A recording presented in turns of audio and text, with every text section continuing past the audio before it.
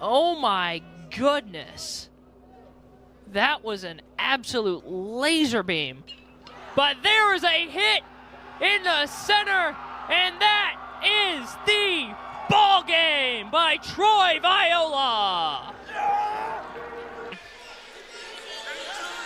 Reynolds flips the positioning, takes the back, and he gets the 2 for the takedown. Carson Kitchell rolls out to his right, comes back to his left, no one open, scrambling, trying to find a man, throws to the end zone, caught in the end zone at the end line, touchdown West Lafayette! Here comes the ball inside, Pamprine! She'll score the first goal of the season! Braun finds Sinano for the mid-range jumper. It won't go, and Ava Learn, who just subbed in, will get the rebound. Ellis pushing, finds Harden for history.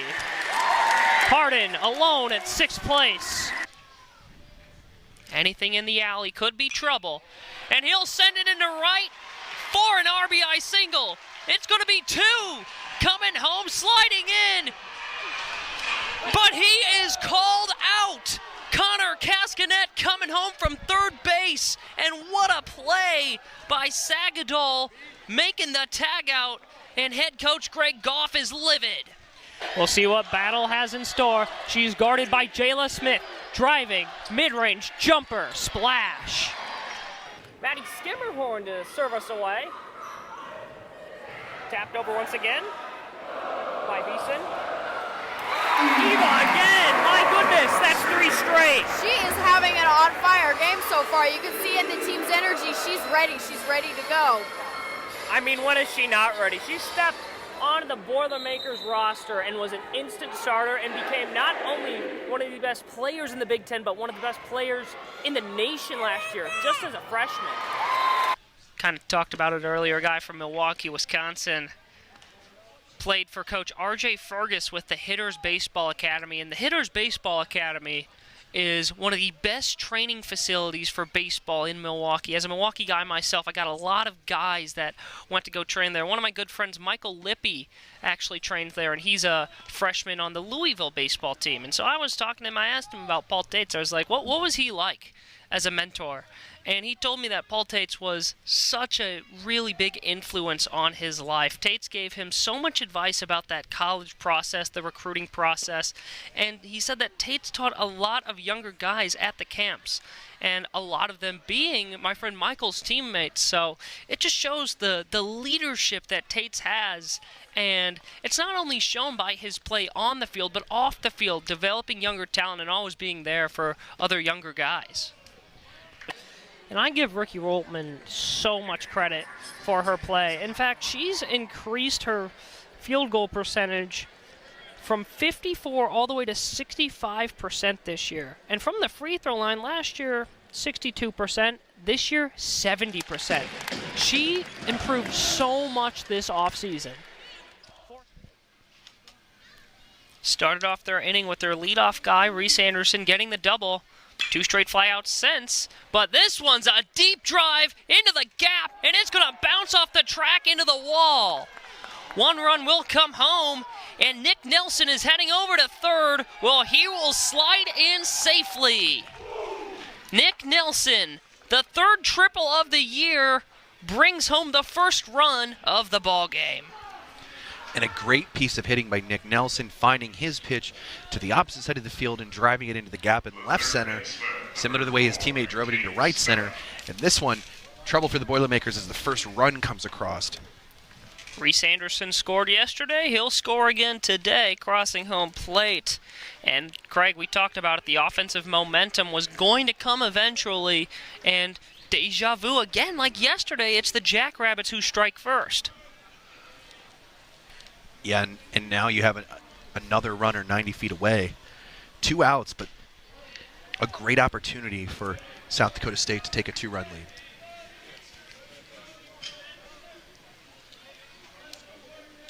Cade Stuff at the plate.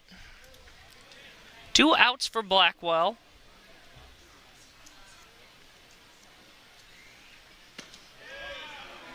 He'll paint the outside of the zone. for strike one. And that was a great pitch by Blackwell, confusing almost the umpire because it took him a second to make the call, but he was just able to hit that outside corner. Yeah, just able to hit it. A southpaw-y-southpaw matchup here, lefty versus lefty, between Blackwell and Stuff. As Stuff fouls that one, makes the count 1-1. Cade Stuff 1 for 1 with a single in the second. A .295 average in situations with 2 outs, but a .282 when runners are in scoring position. Stuff looking for his 19th RBI of the season. It's fun watching Nick Nelson down that third baseline, having fun with the pitcher, with the pitching staff, as well as the catcher at home plate. He's kind of teasing his way down third base to kind of indicate to the Boilermakers he may try to steal home. I would love for that to happen. I would love for the attempt. We'll see how they play it. It'll be a nice swing. The ball will roll, and the ball will not be picked up by Lucas Cook. And so the error on the Boilermakers will bring home another. Nick Nelson, who hit the triple, can now celebrate in the dugout. And Cade Stuff now 2 for 2 with an RBI. Very helpful for this team at the plate today. Stuff moving over to third base today.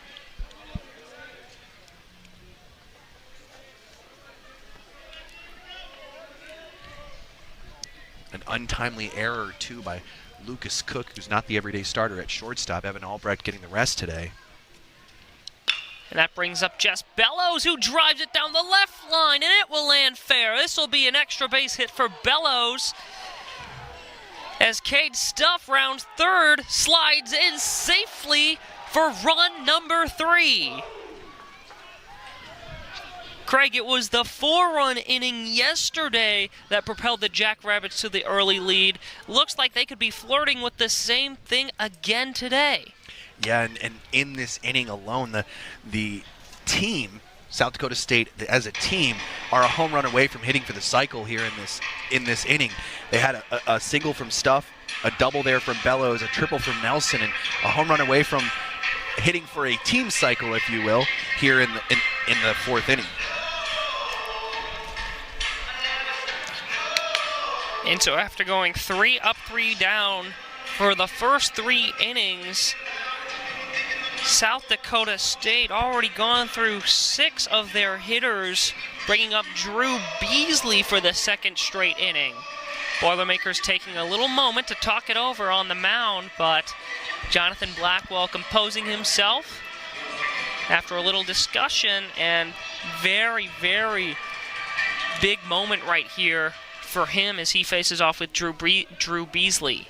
And we saw this yesterday in game 1 in the top of the third inning. They had a 4-run inning, and trying to match that here in this fourth inning.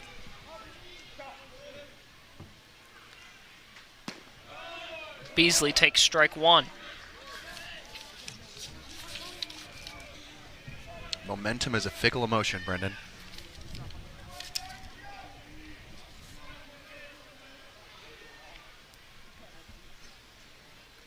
The 0-1 from Blackwell. Swing and hit. Popped up into center. Back goes Kornblum, and he's not going to catch it. Another ball lands in the dirt, and it's going to be another triple. An RBI triple. This time it's Drew Beasley. The bats are scorching hot as the Jackrabbits now up by 4. A few feet away from hitting that home run for the team cycle, but 2 triples, a double, and a single here in this inning, and now leading 4-0, Brennan. 4 extra base hits in this ball game. In fact, 4 in this 4 in this inning. Yes, yeah. Excuse me. Yes, 4 extra base hits this inning. 5 on the day, and Jonathan Blackwell, who had an excellent three innings to start off the ball game, now just can't find his way out of a very rough fourth. And to take an even deeper dive into this, Jonathan Blackwell struggling here in this fourth inning. Greg Goff doesn't have anyone up in the bullpen. It shows you the confidence that he has in Jonathan Blackwell to get himself out of this jam that he's in and allow the Boilermakers to get up to the plate and try to get some of these runs back.